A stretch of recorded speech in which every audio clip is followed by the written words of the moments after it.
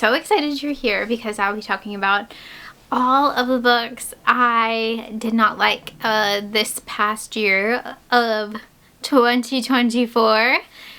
I almost forgot the year. Wow. So I read a ton of books this year. And usually I'm a big DNFer, but this year or last year I felt like I read things out of spite. Like I was feeling very spiteful. I was like, you know what? I'm not liking this, but I'm not going to DNF it out of spite, out of hating this book so much. So books that I did not enjoy reading, I usually give 2 stars. Books that I was actively hating while reading it is 1 star for me. So these are some 2 and 1 star books that I ended up reading in 2024. Let's get right into it because it's actually more than I thought it was going to be. So starting off with a Stephen King book, I read Holly by Stephen King. So I think why I didn't like this one, I love Holly, don't get me wrong. I really like her and The Outsider. And I know her origin story is in the Mr. Mercedes books, but I've only read like the first one in that one, but I liked her in that one too. But I like Holly. I do. I like her character. I just felt like this was spoon-fed detective story.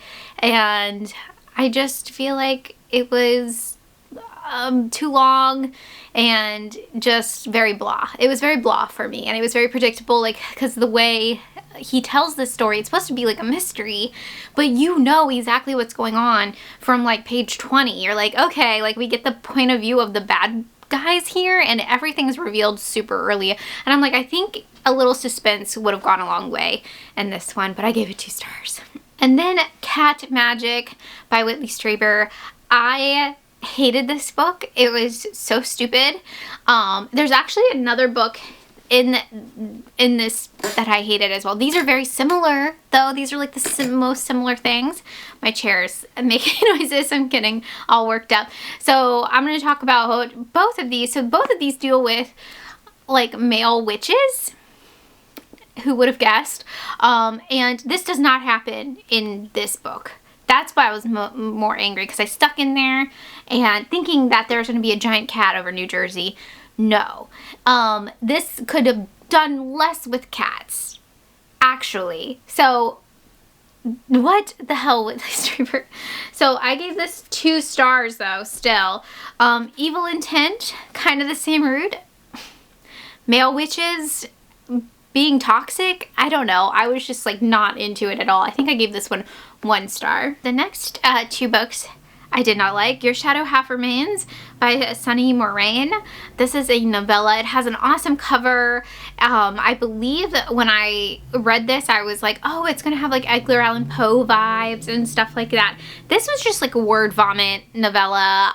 I had no idea actually what's going on. I think there was like a pandemic thing going on in it, but yeah, it was a lot. I couldn't tell you anything that happened.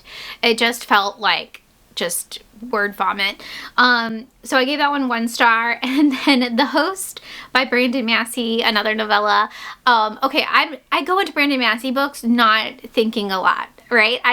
They're gonna be cheesy, like Nana. Like it's a cheese fest. It's easy. It's supposed to be bonkers and fun. This one was so insanely bonkers and stupid, and the main characters made the worst decisions, and I just couldn't believe it, and yeah, I was just not enjoying it. So I gave this one 2 stars. So the next one I was kind of sad about because it was one of my book club picks, but of course I didn't have a live show or anything. But it was Gali by Catherine Picadit. I feel like that's her last name. This is under a different name as well. But yeah, this is a paperback from hell. It was written in the 80s, and you think it's like a monster book where monsters, giant Gilas take over a small town, and there's like a carnival scene. There is, but it's very short. It's like it's at the end of the book. The most of this book is like an affair happening or a romance happening, and there's so much problematic language in this. Like, I know going into a paperback from hell, I'm kind of gearing up. I kind of tense up for the worst. This was the worst of it. I was like, come on, like, really?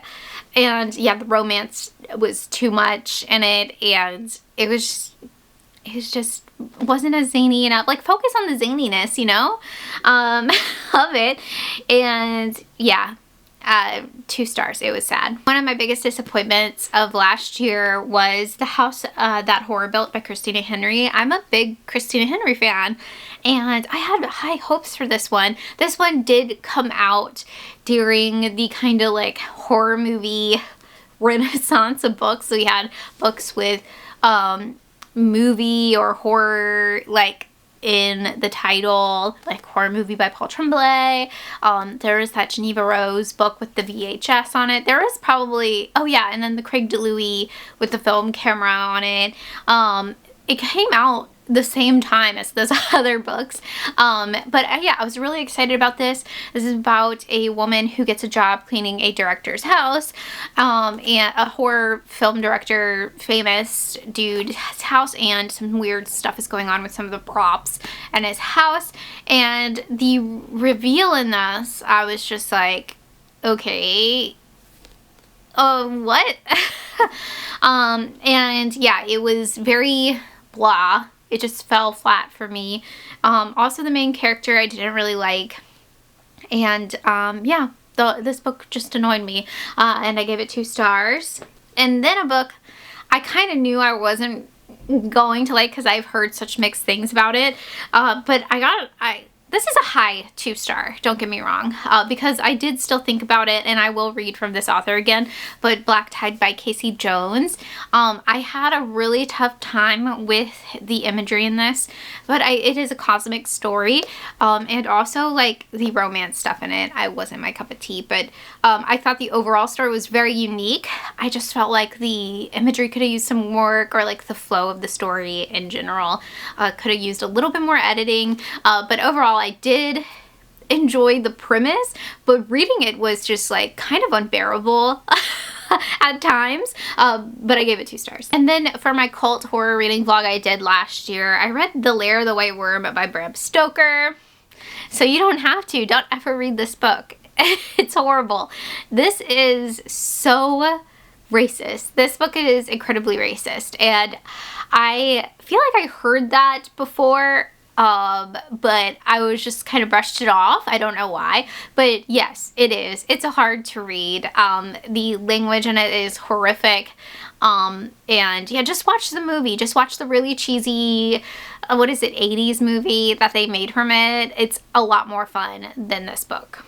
And I gave this 1 star. I would have given it -, stars if I could. Children of Red Peak by Craig DeLuey. This was so boring. I really love episode 13 from Craig DeLuey, but I hated this book. It was so boring to read. It was like everybody was the most mediocre character in this, because it did have different characters, and the reveal just was not original. It didn't, I don't know, it didn't give me anything. So I think I ended up giving this 2 stars, but now I'm thinking about it, I think it's a 1 star actually, because I actually really hated it. Okay, so this one I don't think I even ever talked about because it was so ridiculous and stupid. I just wanted to get it out of my head. Hiding Lies by Stephanie Rose. This book was ridiculous and cheesy and stupid. And listen, this is the book I talk about when I read like Butcher and the Rain or something, and I was like, is this something people really like, or like serial killer romances? This is a serial killer romance.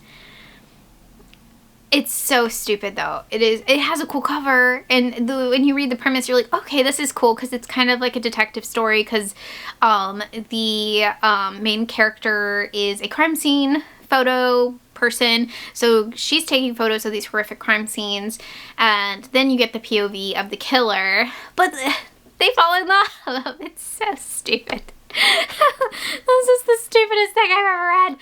But yeah, I gave it 1 star. I don't even know, this was NetGalley arc too. I don't know if I reviewed it on NetGalley. I probably should. I should still review it.